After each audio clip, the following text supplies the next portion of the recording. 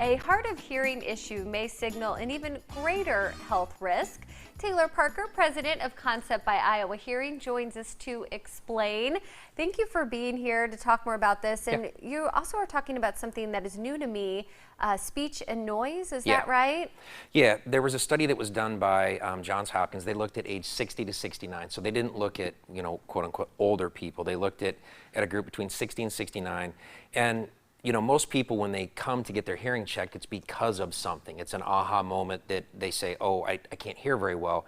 And it usually boils down to one of two things. It's either a grandchild caused, them to say, hey, I can't hear, or it's settings that they go into. It's the social settings. It's, maybe restaurants or just anywhere where there's multiple things going on.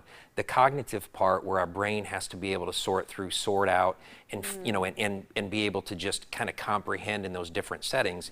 As we age, we tend to slow down, so that processing slows anyway. But when you start to develop a hearing loss, the cognitive is what gets affected first. Your brain is having to pull from there to focus on hearing loss. And so they found in that study that individuals that have insufficient to very poor understanding and speech understanding and noise were anywhere from 61 to 91% more susceptible to having dementia. 91% is a lot. I mean, it's virtually 100.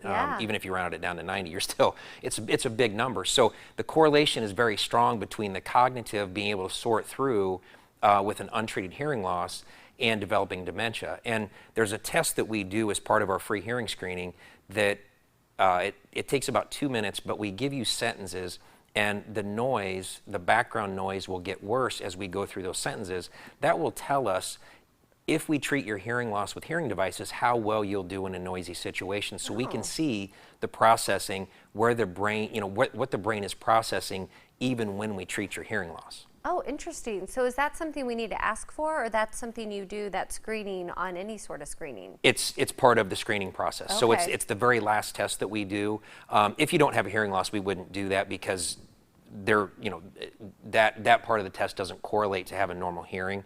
But it's something that we just incorporate as being kind of a thorough test, because we really need to know that piece so we can make the right recommendation of a hearing device, but also counseling on realistic expectations.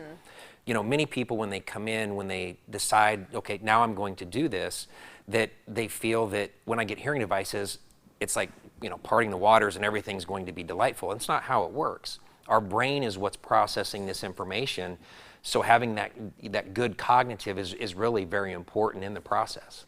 And you mentioned having that aha moment. That's when many people come in to get screened. Should we be doing that, though, before that aha moment? We should be. It's typically the person that has a hearing loss is one of the last ones to know, because it's typically gradual.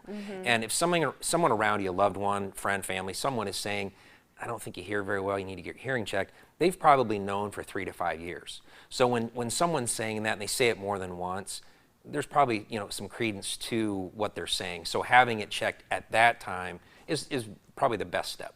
And even you said in the 40s, that's when we should be getting that baseline. We recommend somewhere about 45, Okay. unless you notice issues. If you work in a noisy environment, yes, you definitely should. But 45 to 50, you should have that initial screening to at least get the baseline. Okay, well, it's always fascinating to hear this. I didn't mean to say that, but yes, it's always good information. Thanks for being here, Taylor. We Always appreciate it. And of course, ConceptByIowaHearing has locations across central Iowa. If you'd like to make an appointment, just call 800-792-9564 or go online to iowahearing.com. You can also find ConceptByIowaHearing on Facebook, Twitter, and LinkedIn.